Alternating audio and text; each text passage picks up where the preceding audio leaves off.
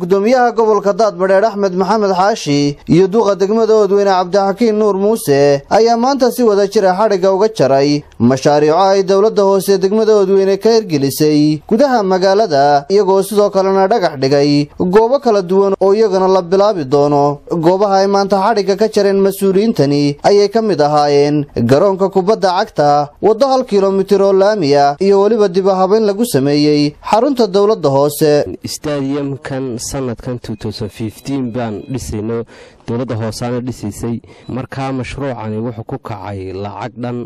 $150,000 inkastoo wax ka yar dhiman yihiin sanadka dambe insha Allah bidnillaahi karim 2016 kan iminkaan ku jirno balansiga soo haraan gelin doonaa oo waxa dhiman qolalkii labiska iyo meelihii ciyaartooydu ku farxalanayeen. insha Allah bidnillaahi karim waxaan rajeynayaa koobka gobolada soo socda inaanu marti gelinaan ku qabanno macal waxaan ka dhisi doonaa qolal badan oo ciyaartooydu dadka martida noo yimaada ay seexdaan. waxaan ogsoonay golaha deegaanka intii joogeen degmada waxaa ka qabsoomay mashaariic badan oo runtii imika iyadana aan xadhiga ka jari doono ay ka mid tahay ballaarinta dawladda hoose wadadii suuqa iyadana xadhiga ka jarino saribadii oo ku dhow dhammaad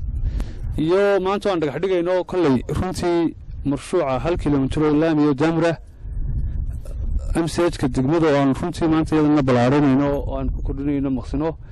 iyo xafiiska qaybta booliiska saddexda meeloodna runtii waan soo dhexdhigaynaa xildhibaanada golaha deegaanka iyo barasaabkuba taas waxay ka noqonaysaa in insha Allah dhawaan ay Oodweyne isbedel la dareemo insha Allah ka muuqan doono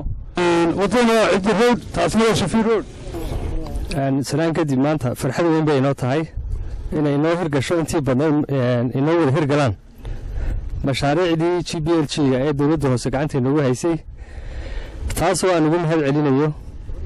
dawladda hoose waxqabadka ay muujisay xildhibaanada iyo maayirka oo runtii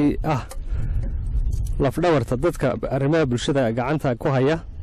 intaasi kadib waxay mas'uuliyiintani dhagax dhigeen dhismayaal ay dawladda hoose ku kordhinayso xarunta hooyada iyo dhallaanka saldhigga booliiska ee degmada iyo waliba 1 kiiloomitir oo laamiya taasi oo lagu kordhin doono wadada isku xidha magaalooyinka Burco iyo Oodweyne. ugu dambayna dawladda hoose degmada Oodweyne ayaa muddooyinkii u dambeeyay u muuqatay mid xoogga saaraysa kor u qaadida bilicda caasimadda Oodweyne.